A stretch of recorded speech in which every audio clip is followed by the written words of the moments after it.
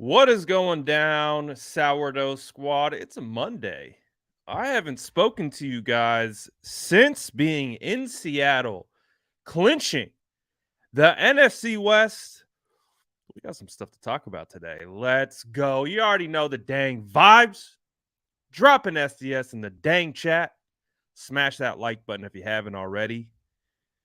Oh boy, we're cooking up something special. Let's go.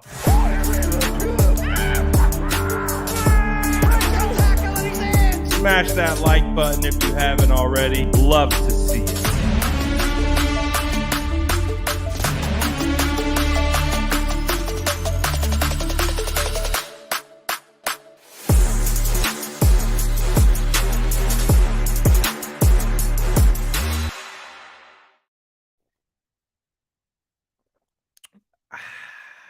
Oh boy.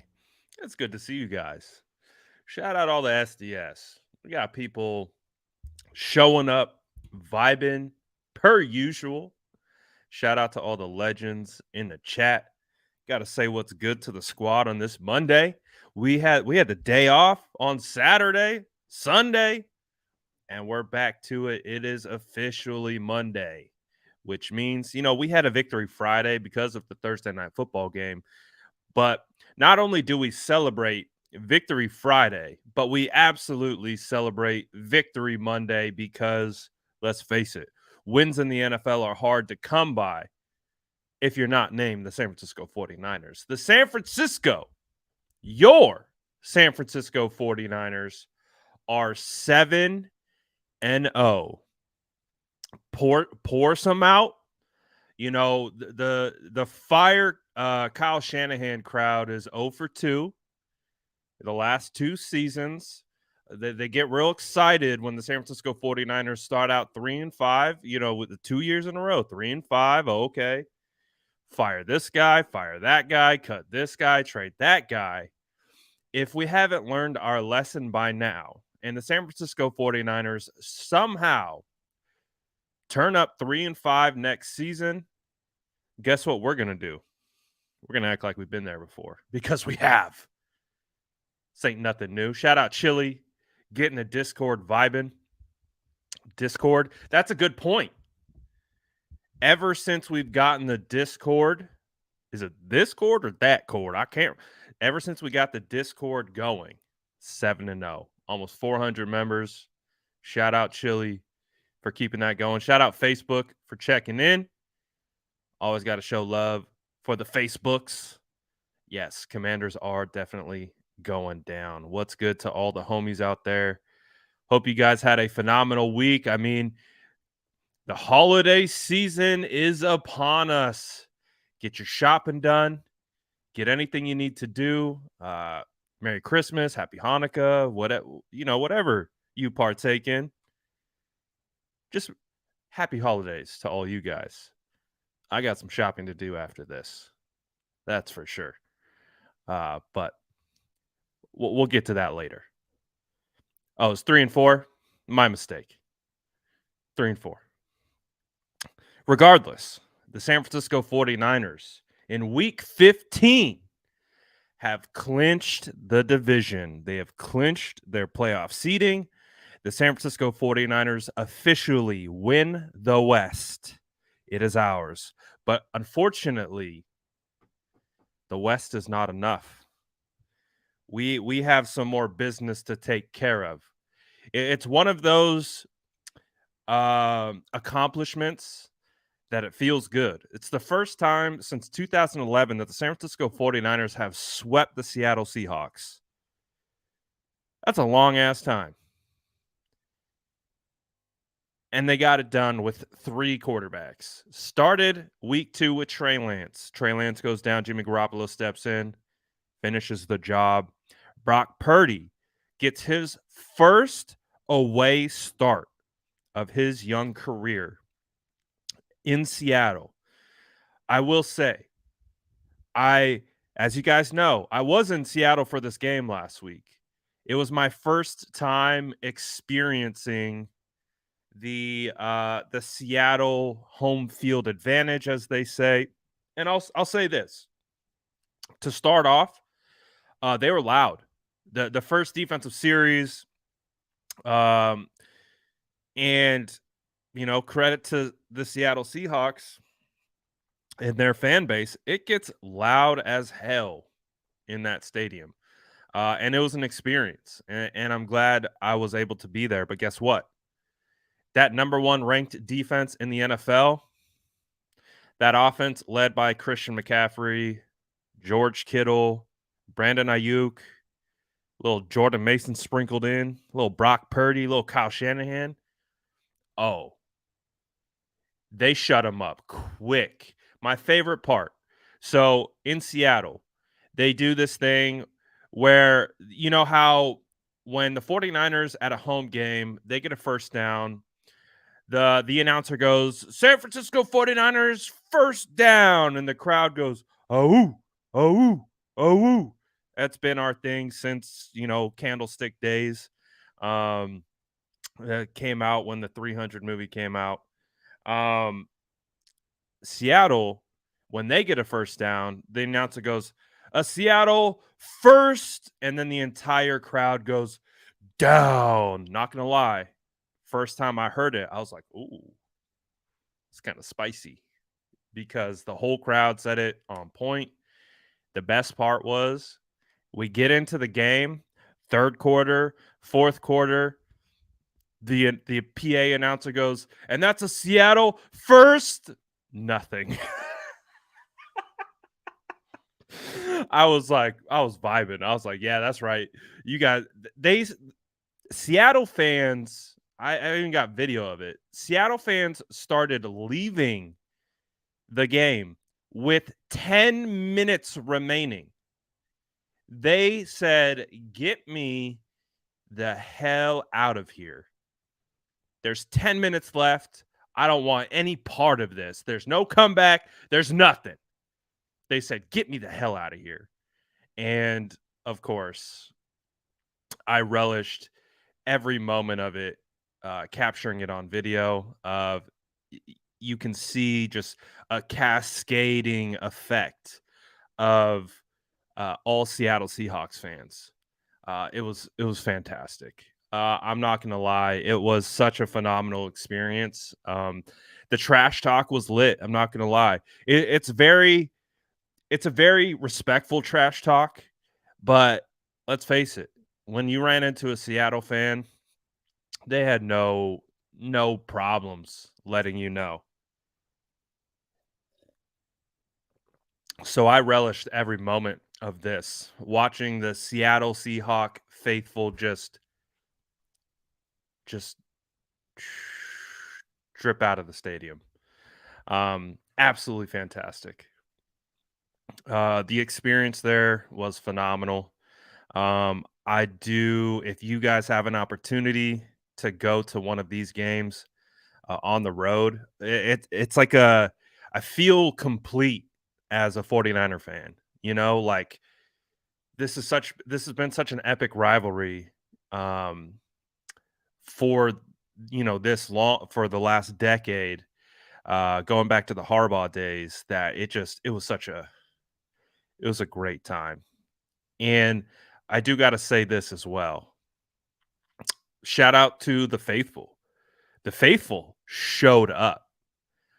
49er fans, like when we're talking, pregame stuff, and I got in there as early as I could. There's a story to come along with that, but I'll spare you that. Getting in there for the pregame, it legitimately felt like 85% 49er fans, until like the game like actually started and then the Seattle fans came in. But there was a lot of red in that stadium, and you could hear the defensive chants. You could hear, it was a good time. We're not quite ready. Like right now, we're calling Seattle Levi's North. We're pending. I need to see one more. I need to see one more next year. If the San Francisco 49er fans take over that stadium, which I believe they should, And if you have an opportunity to go to that game, you go to it. We will absolutely call it Levi's North because we were close.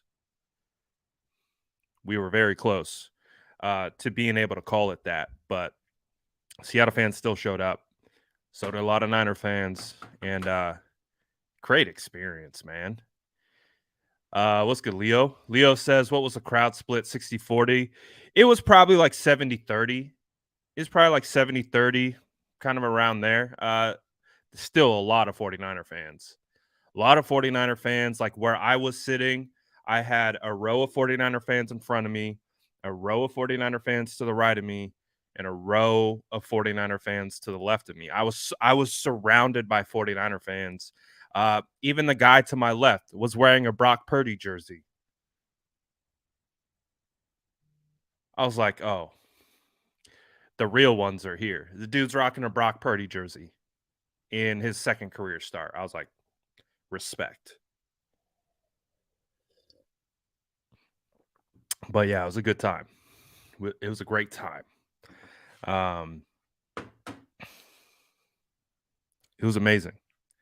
Fantastic watching the San Francisco. And I do agree with this, Leo. Like we've seen a lot of games up there. This was definitely the San Francisco 49er fans. I don't know what the hell, man.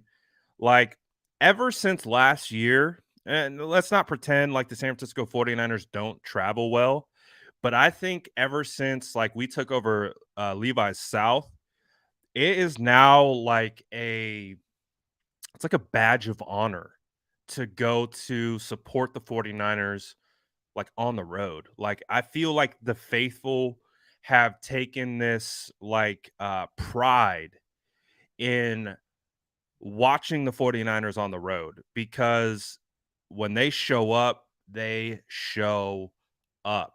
And it has been a wave. It's all they've always been a wave, but I feel like the hype is real.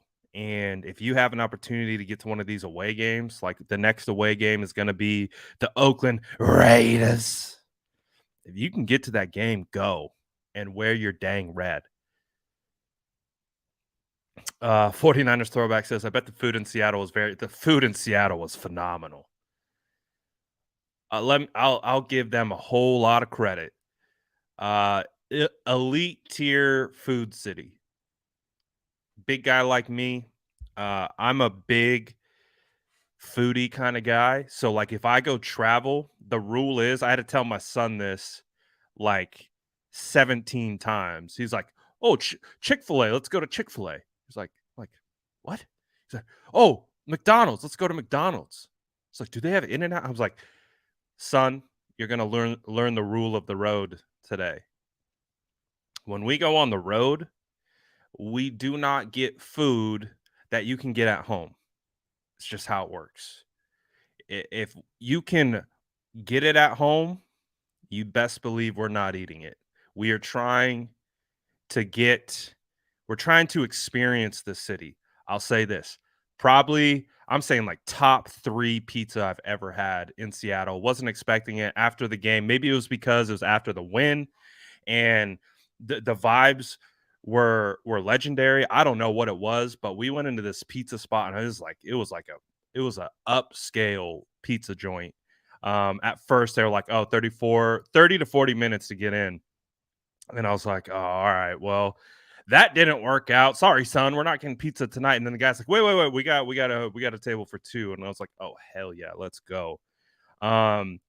This Rocco's, I think is what it was called. I mean, you're seeing them hand toss. It was I should have done a pizza review because minimal flop. It was like a thin crust, but a doughy crust. It was fantastic, beautiful. So one night my son was like, I want chicken and waffles. I was like, I don't know how the hell we're gonna find chicken and waffles this late, but let's try it. Found this bar. It was literally a bar, but the number one food item that they sold was chicken and waffles. And oh, it was the best chicken and waffles I ever had. So When it comes to food, yes. I'll say this though. Going to that stadium, although the atmosphere was electric, right? And it was a great environment to watch the game. It really gave me another appreciation for Levi's Stadium. First of all, when it came to the food in stadium was trash. Like it was like, no disrespect. There's like a Domino's. There's like it just made me like appreciate Levi's Stadium even more because I'm like, man, you can literally go to Levi's Stadium and get any type of food that you want. Um, and it's good food. Like it's good quality. We're rating stadiums food right now. If you're just joining the live and you're like, what the hell is this guy talking about? But I gotta give Levi's a lot of credit. The concourses, like the concourse, like the stadium is like it's literally the football field, and that's about it. Great environment to watch the game, but again, just gave me a little bit more appreciation, already more than I already had for Levi's Stadium. Um, but yeah, dude, uh, made me appreciate Levi's just a little bit more. Um, and yeah, it was a great experience though, man. It really was. Getting to see the 49ers clinch, take it to the Seattle Seahawks, even with the refs, man. Even with the dang refs. I mean, you tell me. I didn't watch the broadcast back.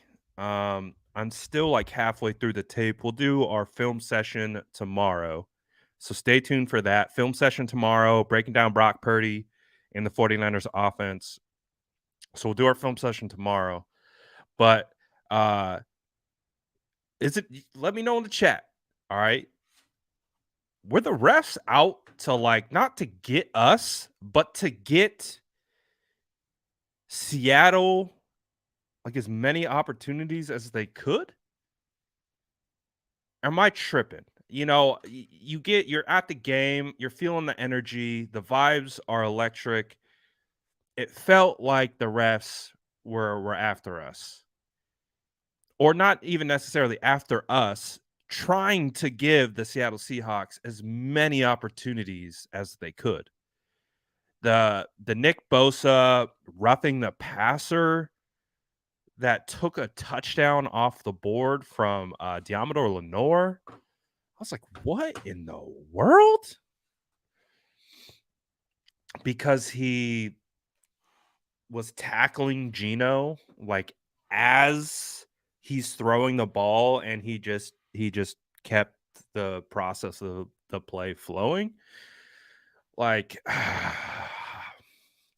I really don't like to, make excuses about refs or anything like that, but we got to call shenanigans when we see shenanigans. And it felt like there's a lot of shenanigans going on there, especially at the end. And then it got kind of close. It became a one-score game. And you're like, oh, we see the shenanigans at play here.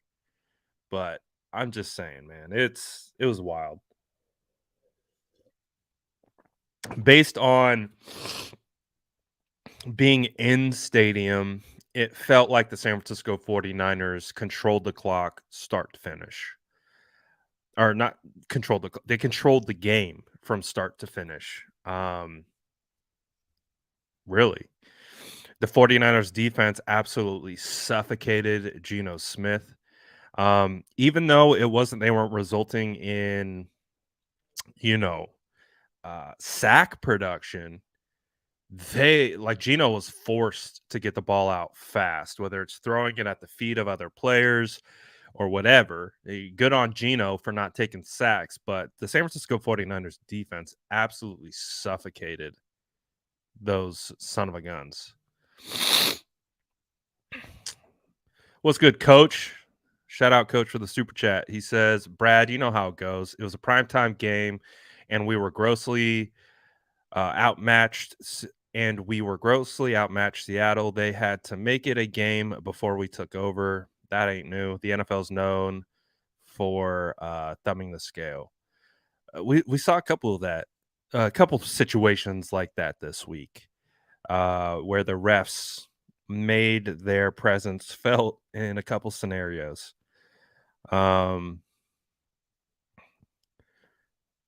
So I know we're not surprised by this. Like let's keep it 100, right? It's a multi-billion-dollar industry. They're in the business of making money. You don't want to lose viewers. We get it. I understand. We're not going to go here. We're not going to go here just because we don't need to, because the 49ers won 7-0. But hey, if you know, you know. And as long as it doesn't bite us in the rear, it's fine with me. Didn't bite us in the rear. So we made it through. We made it. Oh, yeah. We brought out the tinfoil already. But shout out the Super Chats. Appreciate you guys, man. But as you know, so the San Francisco 49ers beat the Seattle Seahawks very convincingly, even though the score might not reflect that, because let's think about it. They wiped a touchdown off the board because of that penalty. And then Jordan Mason almost scored another touchdown. Shout out Jordan Mason. He got 4 carries for over 60 yards. I don't know what it is. Again, we tried to. Again, I think it's more clarity that Kyle Shanahan watches the streams, because Kyle does the opposite of what we want him to do, and we were going tough after Kyle. Like, let's get Jordan Mason more involved here, huh? Let's give Jordan Mason some more carries, huh? Kyle's like, screw you and your ginger beard. We're going to give him 4 carries. The carries that are going to be hugely impactful and matter, but we're only going to give him 4. We're going to give Christian McCaffrey 26. We're going to give Jordan Mason 4. Seems like a good balance, right? Seems like a nice balance. Kyle, man, you can give Jordan Mason 8 to 10 carries. I promise you, he'll be okay. He's not going to fumble away the game. And guess what? It's a little two-pronged. You can kind of take some wear and tear off Christian McCaffrey as well. We know how Christian McCaffrey is. Christian McCaffrey is a GOAT. First in Pro Bowl voting in regards to running backs. We get it. He's him. We knew that when we traded for him, that Christian McCaffrey is that guy. There's no like literally everything that is going on with the San Francisco 49ers and Christian McCaffrey right now, it's not a surprise. And if you are surprised by it, then you just weren't familiar with Christian McCaffrey's game, and that's okay. That's fine. Just say that. Just say I wasn't familiar with his game. I owe you an apology. Because we do have to shout out those special ones who really try to pop on our streams and tell us that the Christian McCaffrey trade was a bad trade. The 49ers gave up way too much. Where are those guys at now? Huh? Real quiet. I don't hear from any of them anymore. So, but you know the vibes. We all knew that was going to be a phenomenal trade when it went down, and it's turned out to be I really do think one of the things that is helping get this trade back on track. I mean, 7-0. Is it 7-0 since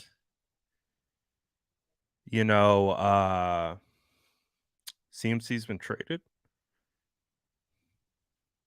Maybe.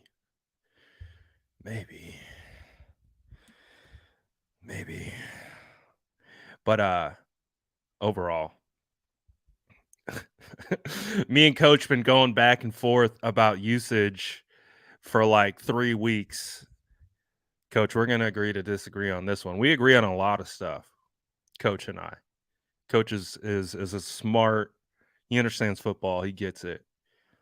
But definitely, we are going to agree to disagree on the Jordan Mason usage, and that's okay.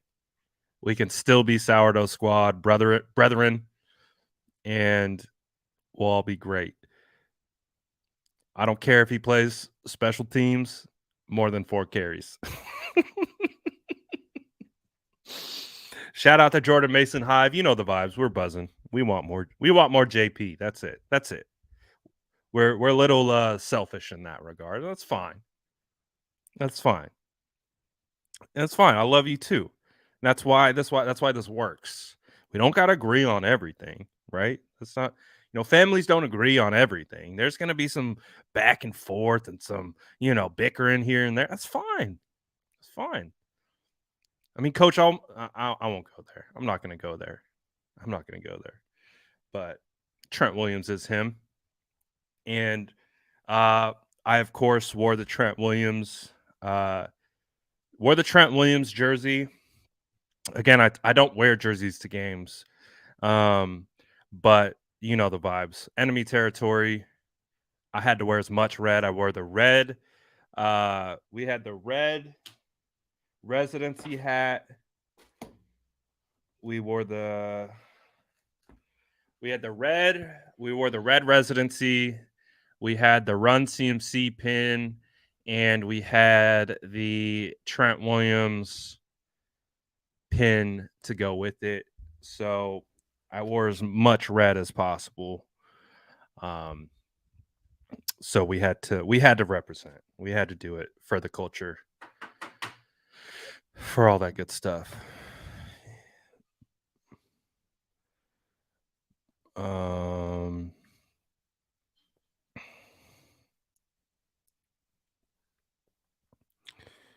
Hold on a second.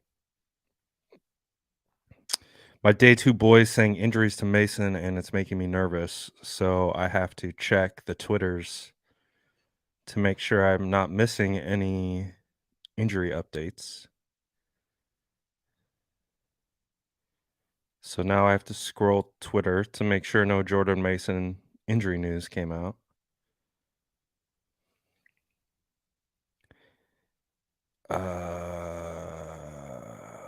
Don't see anything. Don't see anything. Scared me.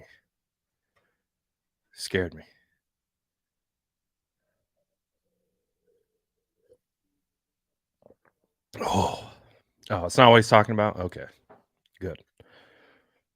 I was like, you better not.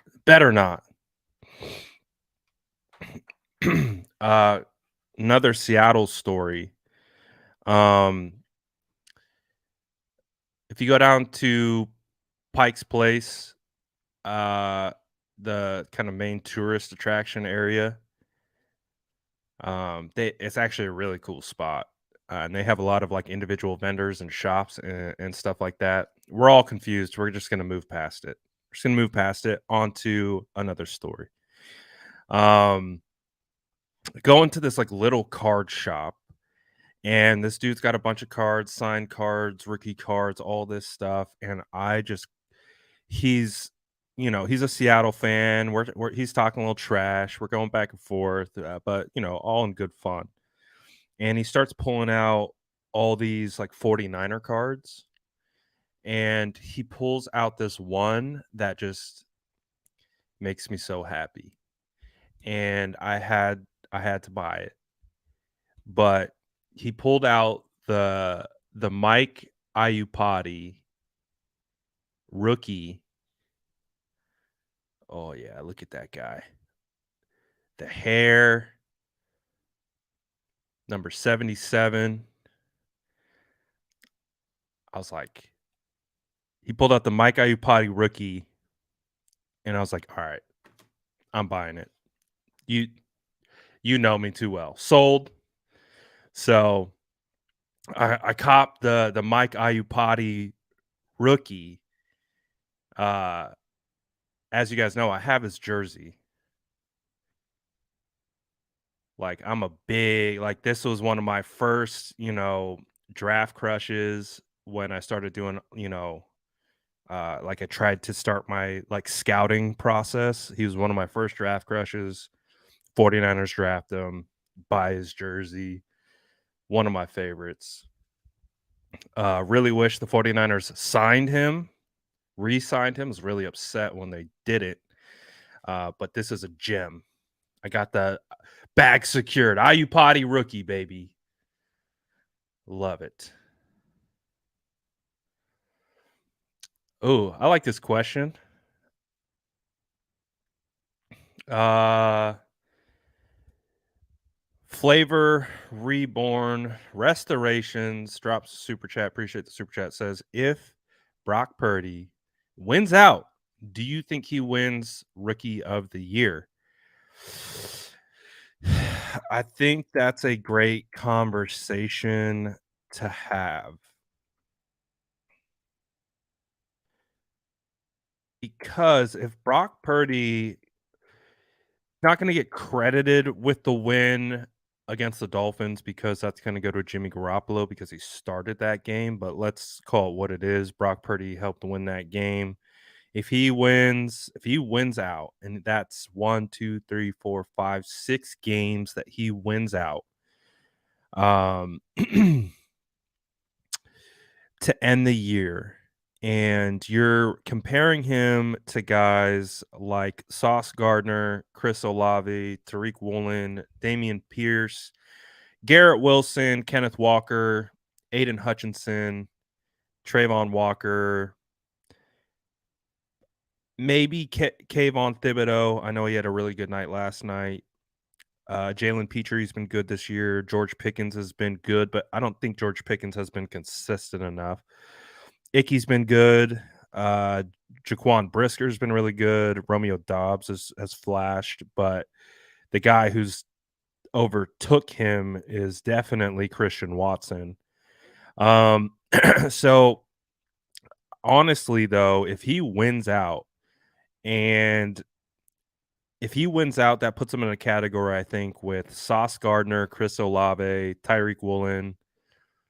Damian Pierce has been good, but I don't think he's been good enough. He's been good. I think Kenneth Walker has been better than Damian Pierce.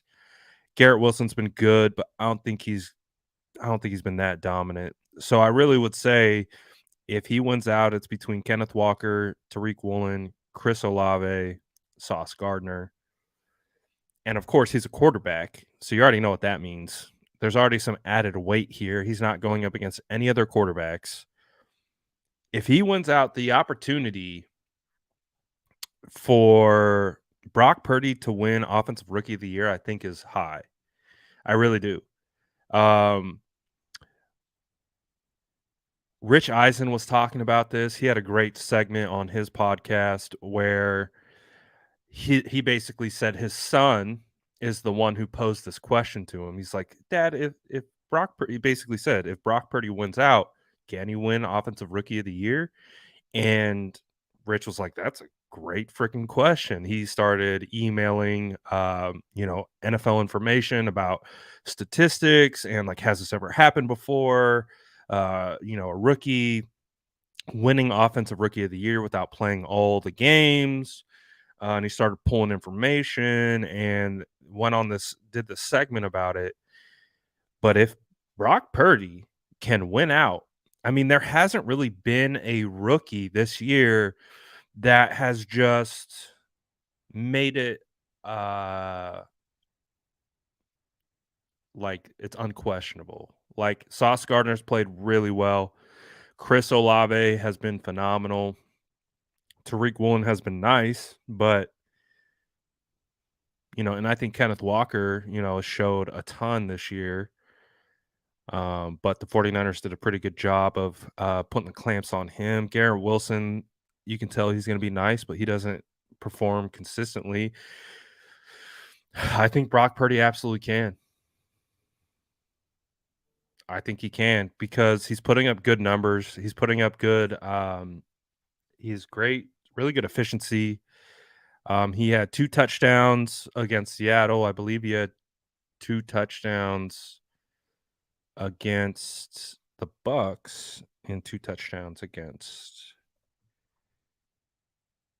the Dolphins. So, he's got he's got 6 touchdowns and an interception 2 interceptions. I thought he had 1 interception.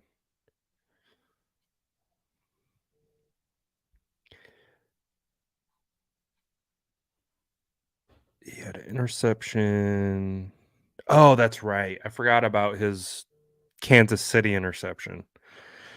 So he has 2 interceptions on the year. One was in that cleanup game against or cleanup or blowout time against Kansas City, and then he had that punt throw basically against Miami. Other than that, he's been pretty damn clean. He's only been sacked 4 times.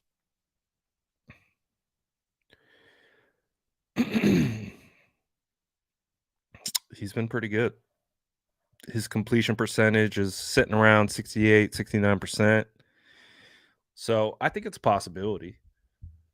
Definitely. I think it definitely is a possibility, especially if he keeps playing well. There's 3 games left. He definitely has an opportunity to win Rookie of the Year.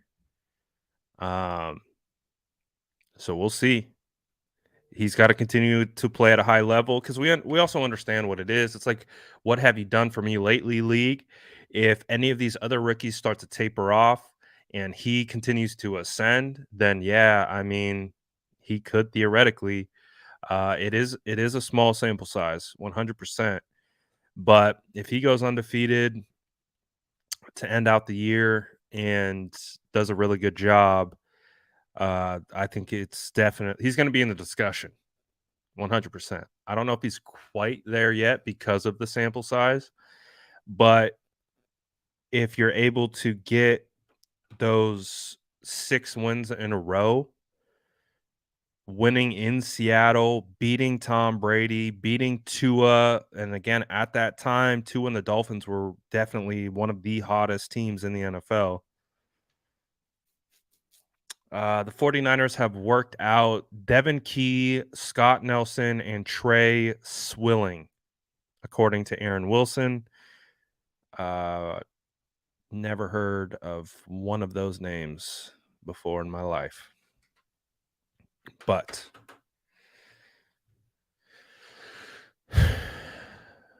still, and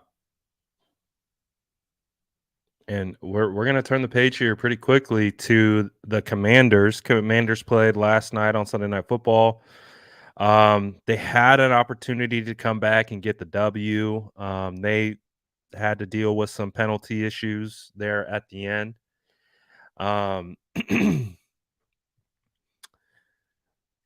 So I think it's going to be a competitive game. Washington has a pretty solid defense, and the offense is playing decently well with Taylor Heineke. So,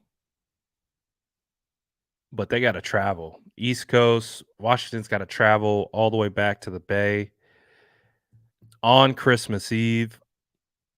Are any of you guys going to that Christmas Eve game? I don't think I'm gonna be able. I don't think I'm gonna be able to go. I'm gonna break my game streak. I've been to 5 games in a row. I think I'm gonna have to break my game streak, just because poor timing with the game falling on Christmas Eve. But yeah, I agree with this. I don't think they're dead. I think they absolutely uh, are going to give us their best challenge because they're trying to get playoff seeding and things like that. So I don't want to call it a trap game, but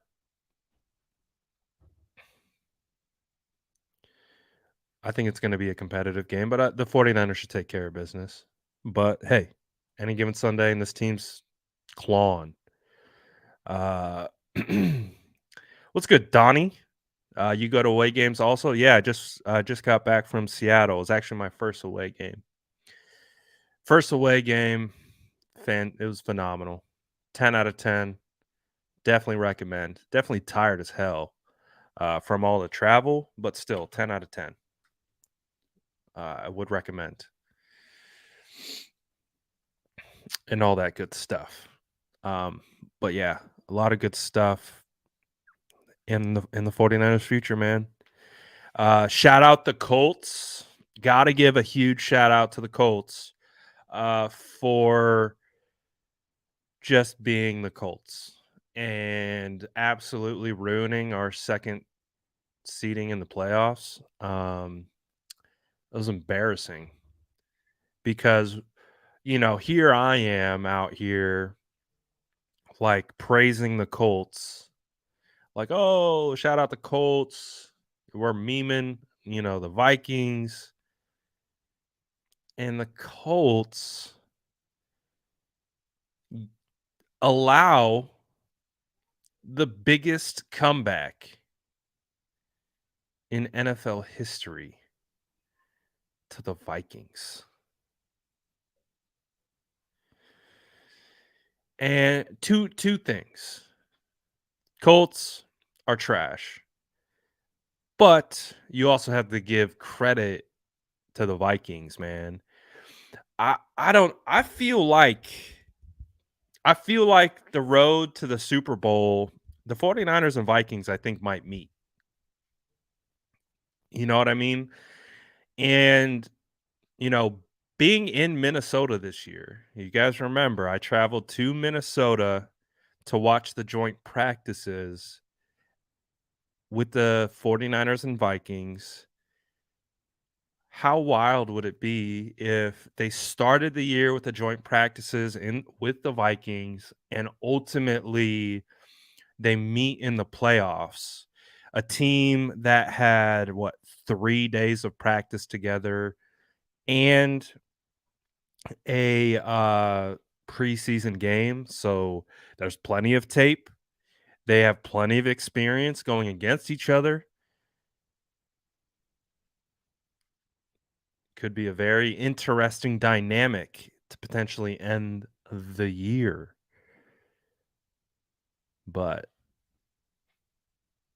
shout out the Colts, man. I shouted them out and they did me dirty, and now they're forever on my hit list. We don't like the Colts very much right now. Don't like them very much right now. Oh, snap.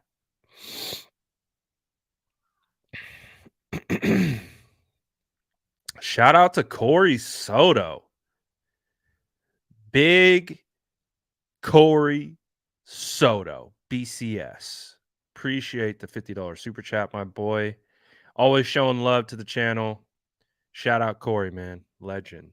Let's see what he's got for us. He says, historical data's a big part of my job, and the math is usually right.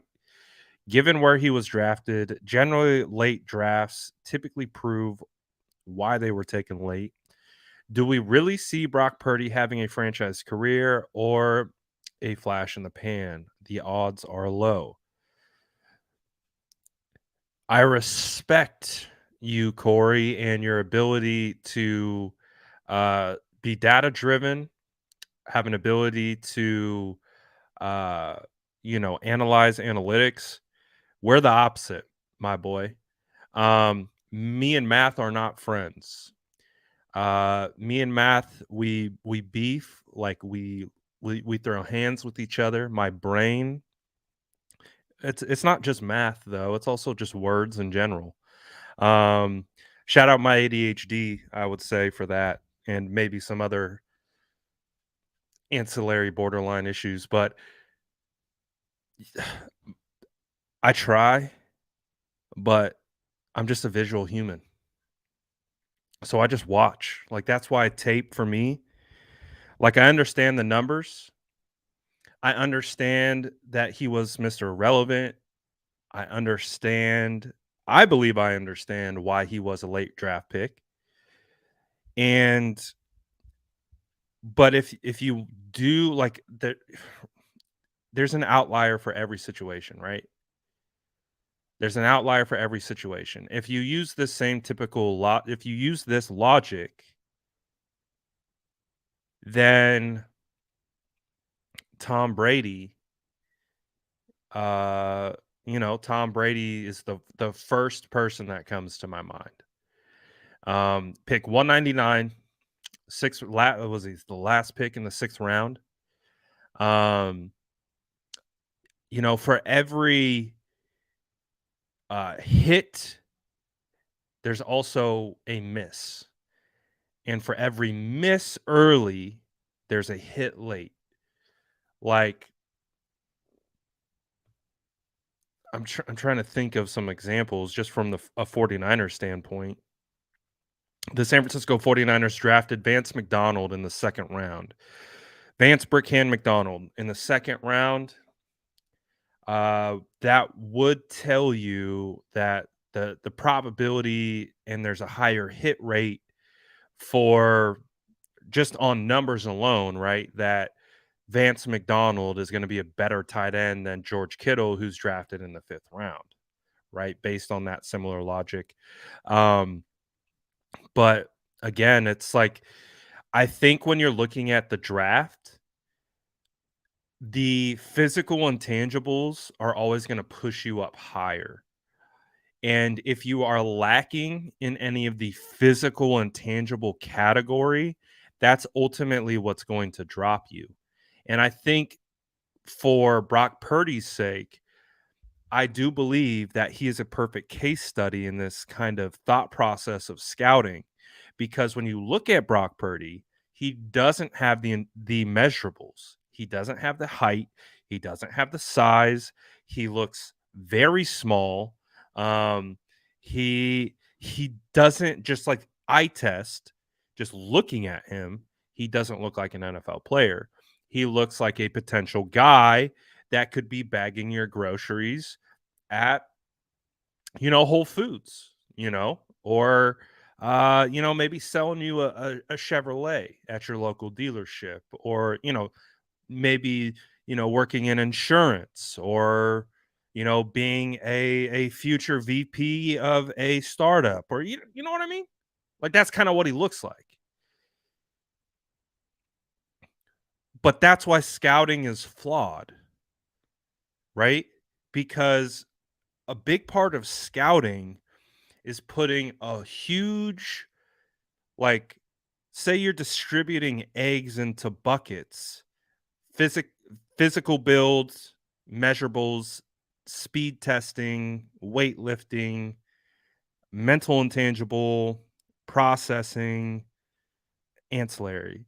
Like, I feel like the scouting community takes all those eggs and they put a majority of them into the measurable category, because you can track it. You can compare and contrast to other prospects. You can compare timing. You can compare hand size. You can compare all these different things.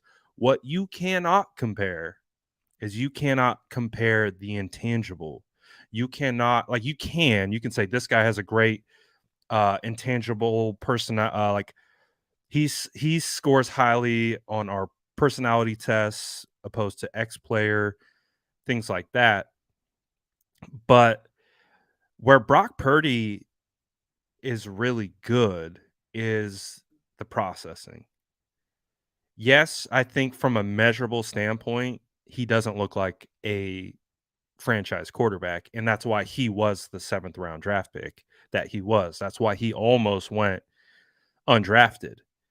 But for every Brock Purdy, I can show you Paxton Lynch.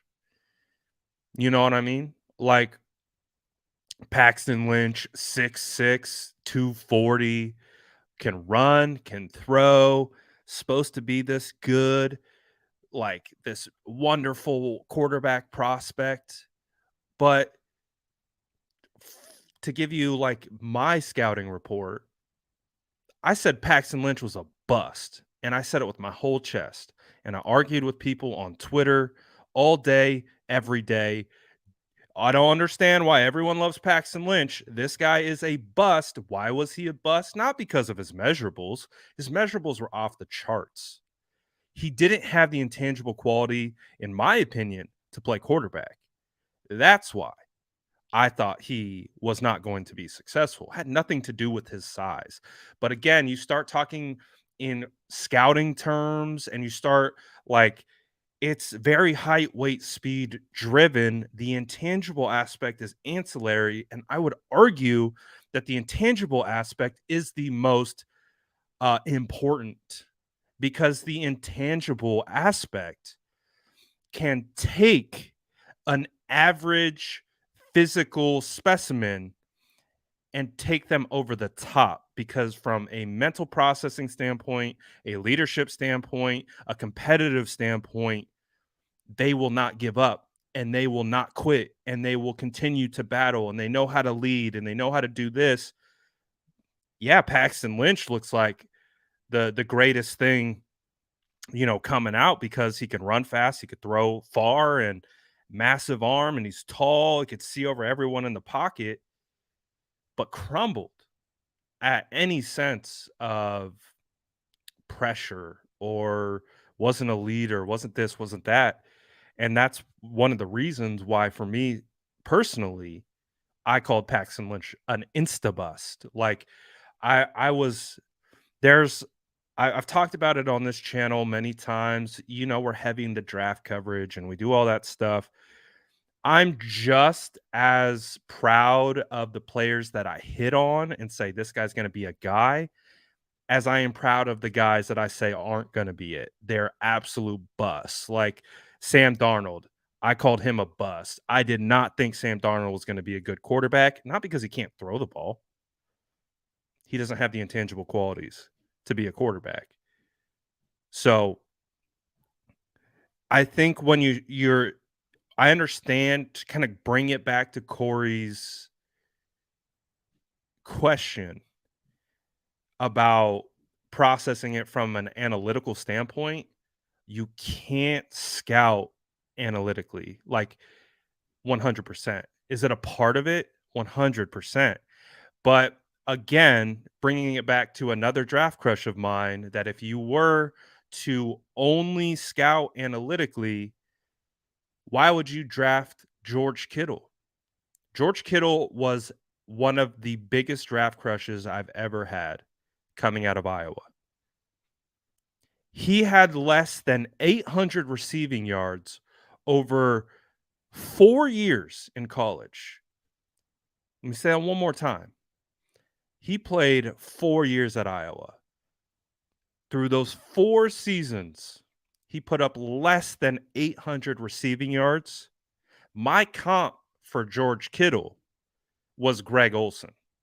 Greg Olsen was fresh off of being the first tight end with 3 consecutive 1,000-yard receiving seasons. If you are trying to scout analytically, you're never going to come to those types of conclusions. I'm trying to give you. It's very long-winded, but of course, Corey dropped the 50 on us, so I'm gonna unload the entire thought process. So, yes, numbers, trends, analytics help paint a picture, help tell the story, but it is not the whole story.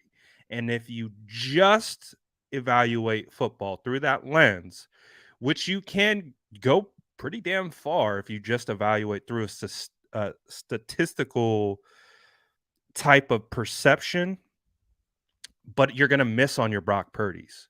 You're going to miss on George Kittle. You're going to miss on these guys that are gems because you allow the analytical process to get in the way and cloud your judgment of is this guy good or is he not good? Or I have questions based on X, Y, and Z, and then you track against trends, and the trends is what is your deciding factor for making a decision, I'm kind of the opposite. Like, I use my eyes, I watch, I will look at trends, I will look at analytics, but only to supplement my scouting.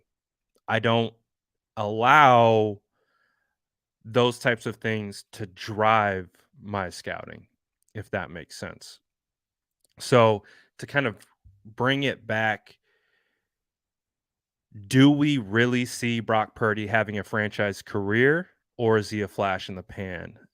The odds are low because, let's face it, if you're a first round draft pick, if the organization traded three first rounders to get you, the conversation becomes the team invested a lot into you and they kind of have to see through their investment, not just because at this point, you get Brock Purdy, you get Trey Lance in the building. It's just who's the better quarterback. Really, that's what the conversation should be. But roster politics exist. There are ancillary things like draft position, how much money you're getting paid, and uh, those things matter. Even though we like to believe that it's best man wins, that's what I would love to believe about pro sports, but it would be naive of me to think that. So I don't believe Brock Purdy's a flash in the pan. I think Brock Purdy might not have as high of a ceiling as Trey Lance, for example. I don't think his ceiling is as high, but his floor is exponentially higher than Trey Lance's. Like, we could be potentially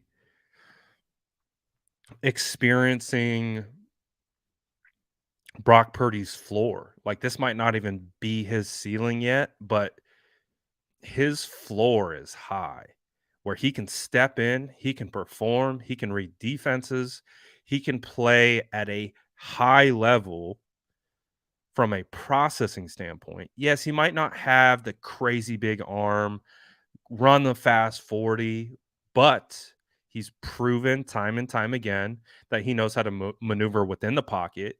He knows how to escape the pocket. He knows how to bait defenders and free rushers when they're running down his freaking throat, and he's able to get out of those things. He's proven he's able to throw on the run to his left and to his right. Doesn't matter which direction. He can throw out of sacks. It doesn't matter if there's a hand in his face. He knows how to manipulate passing lanes because of his height. I think the height actually helps him. The height issues, like, he's learned how to throw around those things. He knows how to get it over the top. He knows how to go to the side. So that's actually, you can see where height would be an issue, but you can also see where he's basically developed his game where that's not an issue. So he's shown accuracy, he's shown zip, he's shown touch, he's shown cerebral processing.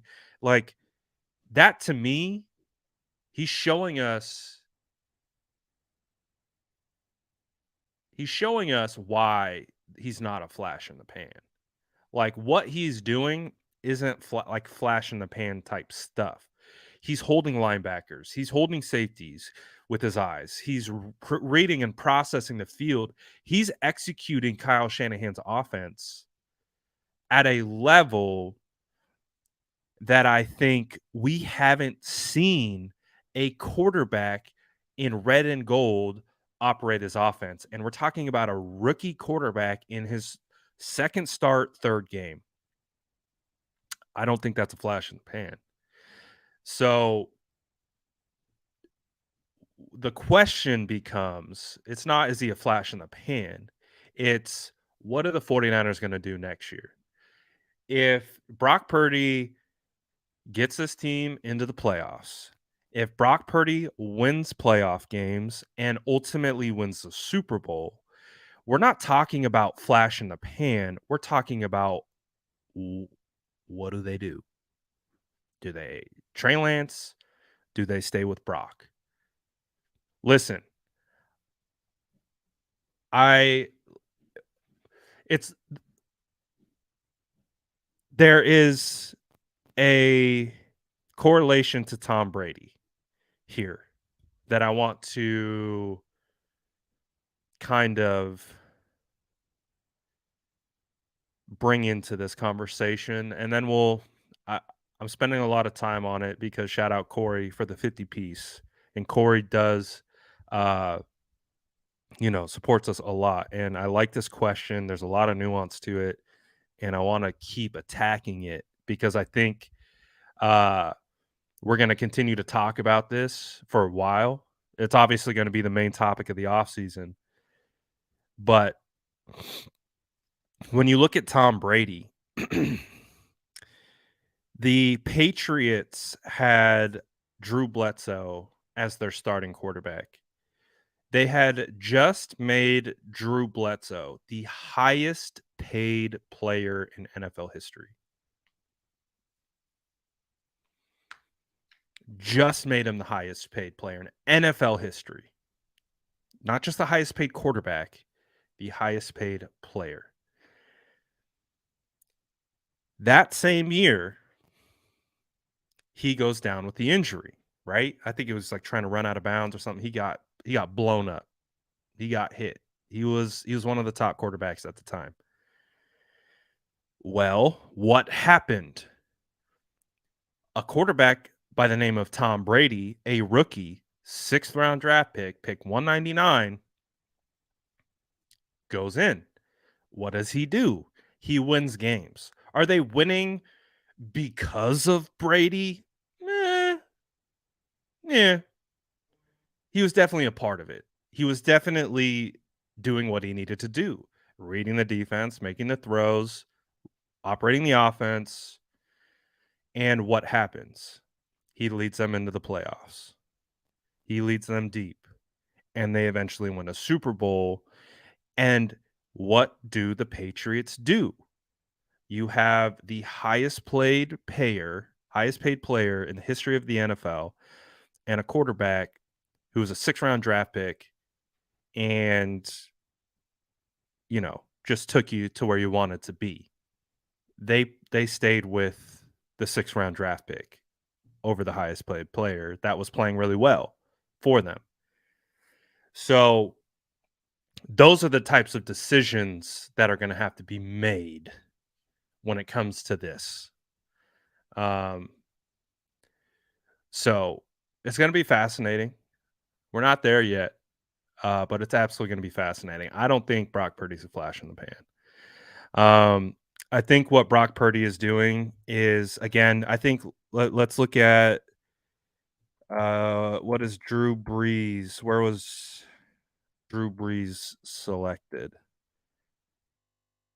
No, he was a 2nd round draft pick. I don't know why I thought he was way later in the draft, but he was a 2nd round draft pick. So long conversation. Appreciate the question. A lot of stuff left. Jag says, what data can't measure is heart. Jeff Garcia, in my humble opinion.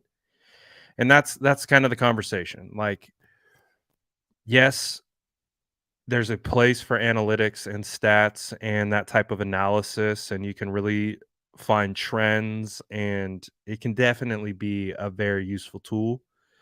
But speaking as someone who doesn't speak in numbers, and I really just let my eyes, I scout through what I see.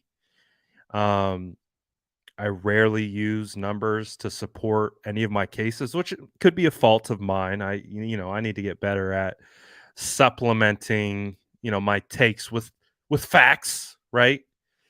But a big part of how I evaluate football is I evaluate football through my eyes. I don't like take a number and like somehow try to make it fit what I'm looking at. That's just, again, my whole That's just how I work. It's just my brain. I'm a visual person. But I think Purdy has a lot of the intangible things that you can't coach. You can't coach his toughness. You can coach processing, but it takes a particular type of mind. Like if a coach tried to coach me on processing like a defense, like the way a quarterback has to, I would fail 100 out of 100. I'd be like, listen, my brain doesn't work that fast. Uh, it doesn't work like that. So I need some give me the flashcards. I was a big flashcard guy. Give me the flashcards that show me the pretty diagram. I can remember what the diagram looks like. I can't remember the 14 million, worded play. Starting to make sense, right? I think it's starting to make sense. But great question. We it's going to be a wild off season because if things go as we anticipate with Brock Purdy leading this team far, I think we're going to be in a good spot.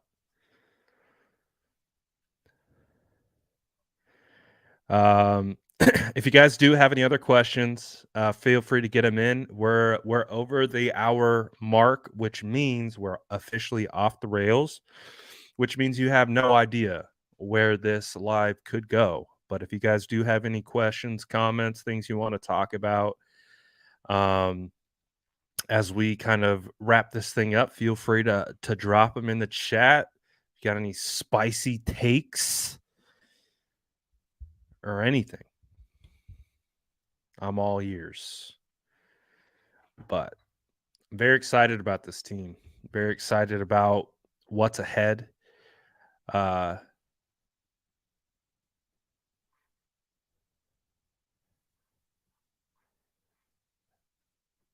Chances on Bosa getting his 20 piece.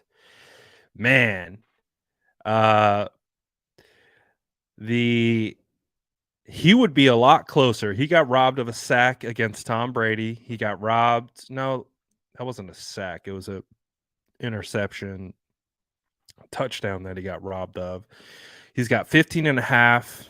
That means he's got to get 4.5 over the next 3 games. He's got Taylor Heineke, Derek Carr, and Trace McSorley, potentially. Trace McSorley or Colt McCoy. It's going to be down to the wire. Absolutely. But I think he can get it. Did I see the Philly news? Yeah, I did see the Philly news. Jalen Hurts with the shoulder injury. That's huge for them. Looks like Gardner Minshew, the legend. The legend is going to be playing, it looks like, this weekend. So that's absolutely nuts. That's a big loss for them. Jalen Hurts is a huge reason why the Philadelphia Eagles are winning, in my opinion. So we'll see. It sounds like it's just a sprain, but we'll see. Google account says, I need advice. I'm going to the Niners Raiders game, got the hotel, need the game tickets. When is the best time to buy tickets and the best site? Great question. I'm instantly going to advise you to not purchase through StubHub, because StubHub absolutely screwed me this game. I got all the emails, I got all the codes for verification that my tickets were purchased. I got there early, like I always do, because I'm trying to be the first. I'm trying to be the first in the stadium. Like I'm legitimately trying to get there as fast as possible because I got to get my pregame content. I get up to the scanner and I click on my like links to get to my StubHub ticket, and my tickets literally aren't in my account. They're not there. They're just not there. I clicked on every link, I typed in every confirmation code. You go to the site, no sign of tickets. And I start having a mini panic attack because I'm like, wait a second. Did I just travel all the way up to Seattle with my son, spend all this money to go to this game, and I can't get into the damn game? I started freaking out lightweight. I'm not going to lie to you. I was like straight up like, I was telling the lady, like, I was like, I have so much anxiety right now. And she's like, well, we don't use StubHub. So we don't, we don't know. And I was like, this is terrible. And so she's like, go around to the ticket window and see if they can help you. And so I book it on over to the ticket window. Thankfully, they were able to search my name and pull up my tickets and get everything going. But it made me about like 25 minutes late, made me miss a bunch of content, made me miss Brock Purdy warming up. I was pissed. So do not use StubHub. They lost my business for life with that fiasco. So never using StubHub again. That was absolutely out of pocket by them. Like, how the hell do I purchase tickets and you don't show them? I don't have an ability to access them. Unbelievable. Never use StubHub. So you lost my business, StubHub. And there's like about 325 people watching. I pray that none of you guys use StubHub either. Because that was annoying, as it really made me upset. So Ticketmaster, SeatGeek, see a lot of SeatGeek in the chat. Best time to buy tickets, I would say, is like last minute. Because the tickets start to go down in price like the closer you get to the game. So like when I go to 49ers games, I'm literally buying the tickets at like 11 o'clock at night the day before. I just wait.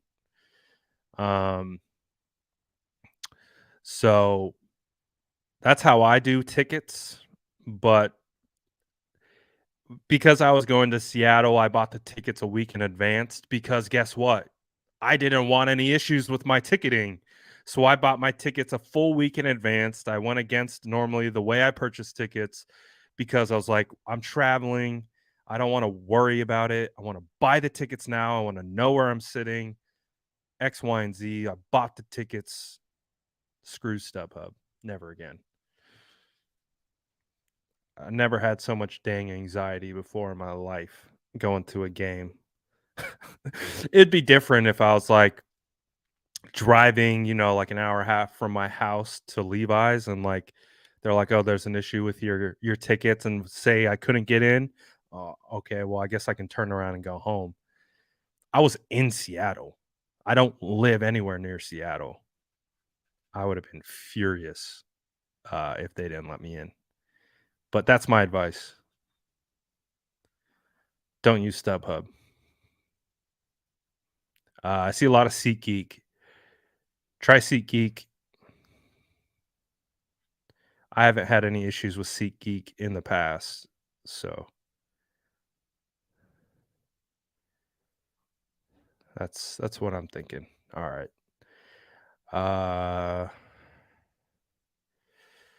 Let's see.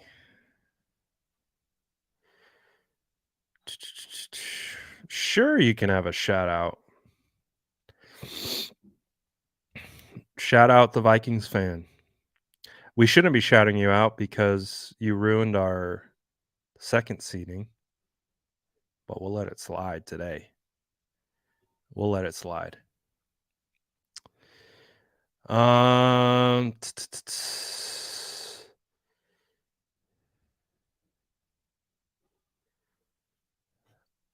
All right.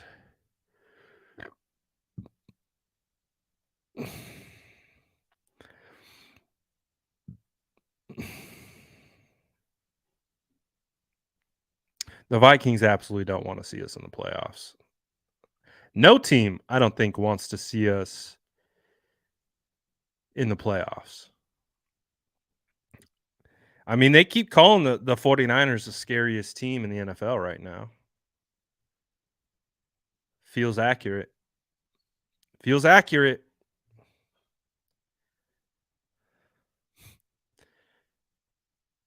Dana, please. 100%. You sacrificed last game. We need another sacrifice. Please. We need to keep these going for the rest of the season. We need weekly sacrifices into the volcano 100%. So let us know if the sacrifice this week ahead of the Washington Commanders game is successful. I would really like to know that for sure.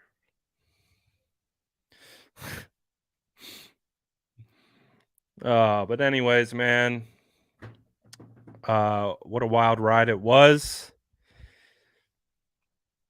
And really excited about the W. So this is again this is what we got on slate for tomorrow. I think tomorrow is going to be a fun episode because we're going to get into the film. So we'll do the film review of the 49ers offense versus the Seattle Seahawks. So definitely looking forward to that. The film reviews have been electric. And I think they've been electric recently because we're trying to figure out what we have. With Jimmy Garoppolo, like, I'm going to be perfectly honest. Like, watching Jimmy Garoppolo is pretty boring because we know what he is. We know what he's good at. We know what he's not good at. And he's very consistent at being himself. So when we're watching Jimmy play, we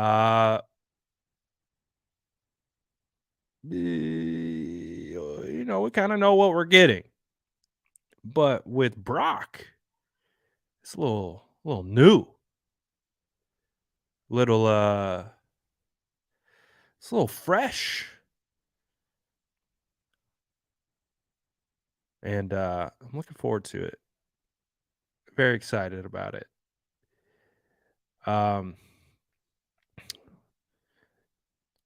Jason, I must ask, you've been saying next question all episode.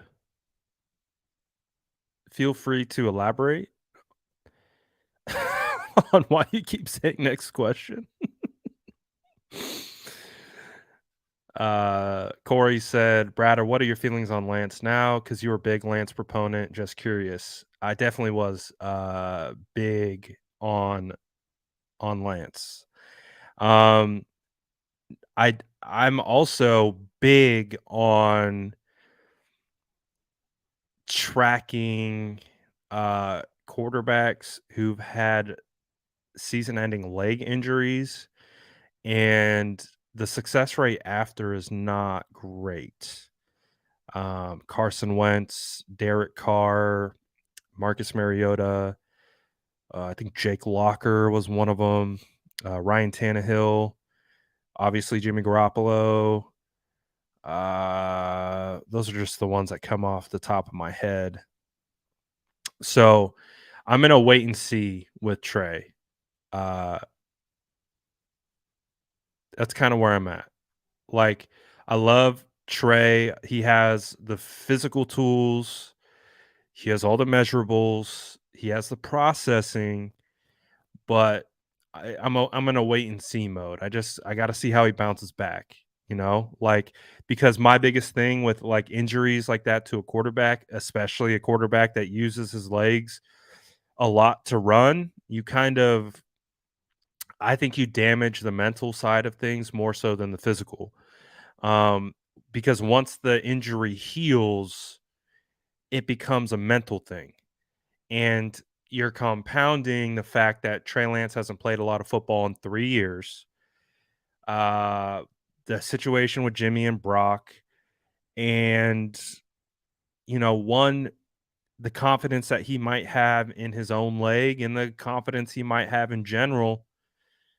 I just gotta I'm in a wait and see mode, with Trey. That's kinda where I'm at. I believe Trey has the talent. I think he can be a really good quarterback in this league, but I'm not gonna try to, like, force that agenda. I know amongst 49er fans, like, you still see it on Twitter every day, like, Trey Lance hasn't played since week 2, but there's still people who are tweeting daily about Trey Lance, and it's like, I understand it if you're a fan of Trey Lance. I'm a fan of Trey Lance, but Trey Lance isn't playing, and at a certain point, we can say this or we can say that about Trey, but there's nothing new to bring to the table.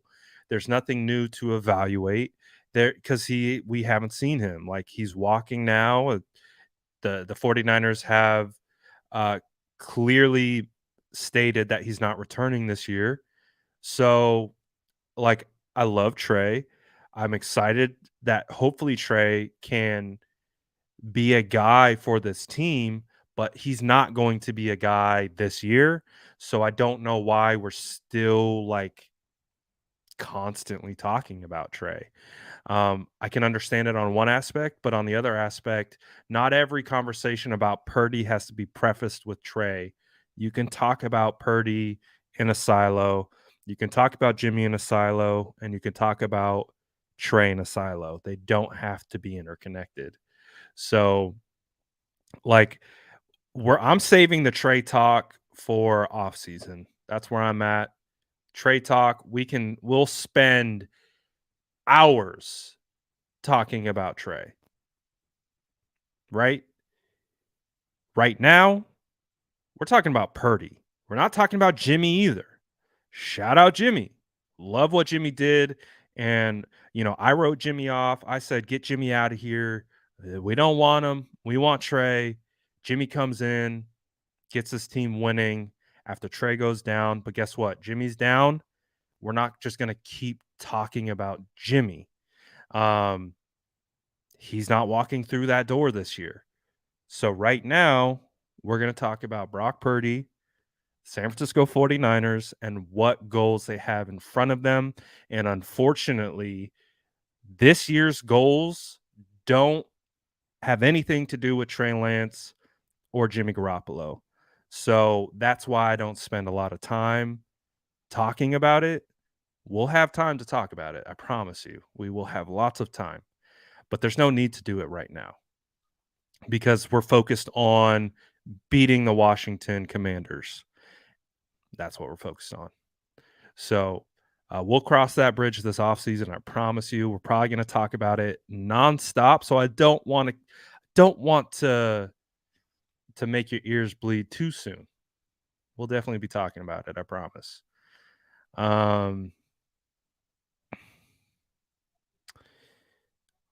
I think I got my answer to why we kept saying next question. Where was it? Eric responded to simple phrase. Oh. I didn't know that. I guess it makes sense now. I did not know that.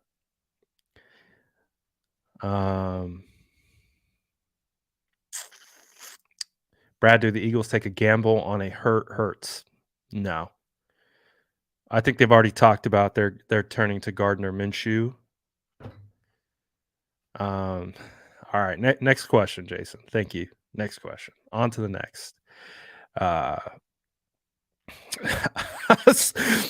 read it. I was like, oh, okay. Makes sense. I'm not gonna. Hey, not gonna spend too much time on that. But next question, I guess. So definitely looking forward to this week. Getting back into the swing of things. Brad, funny how Kyle lets Brock run a full playbook, but handicap Jimmy Garoppolo. I think it shows how much he doesn't trust Jimmy Garoppolo. Brock hasn't given Kyle a reason to mistrust him. You know what? I think at a certain level, there's some truth to that. I don't think Kyle trusts Jimmy. I think that's why, the entire organization loves Jimmy outside of Kyle. I don't believe Kyle trusts Jimmy to operate his scheme.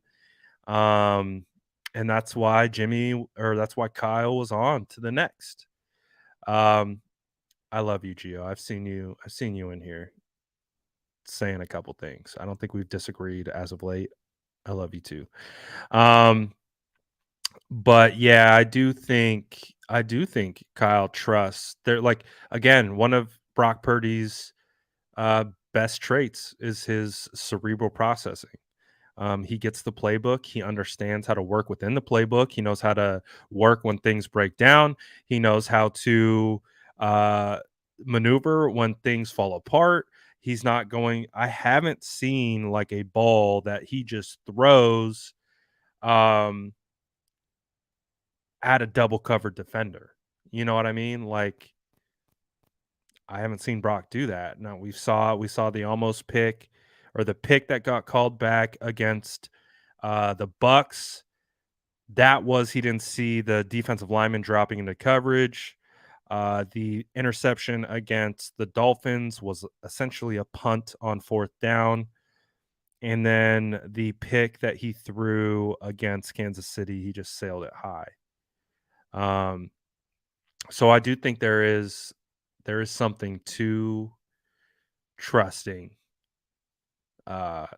Brock, and I think that's why we're seeing the offense kind of be a little bit more dynamic than what we're used to, and I think that has to do with Brock. So we'll see how it goes. A lot of fun stuff in the future of this week. Shout out to all the SDS. Make sure you smash that like button if you haven't already.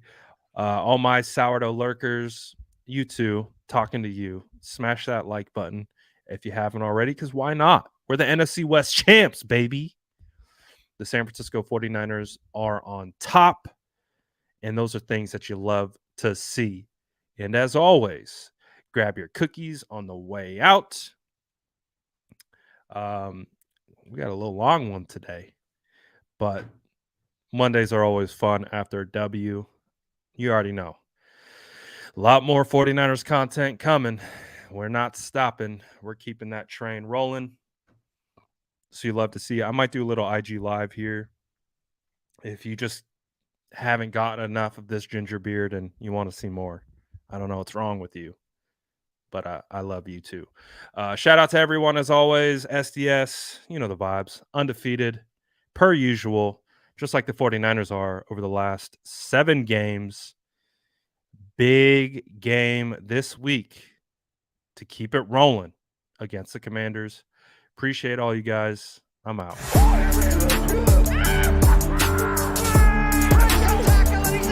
Smash that like button if you haven't already. Love to see you.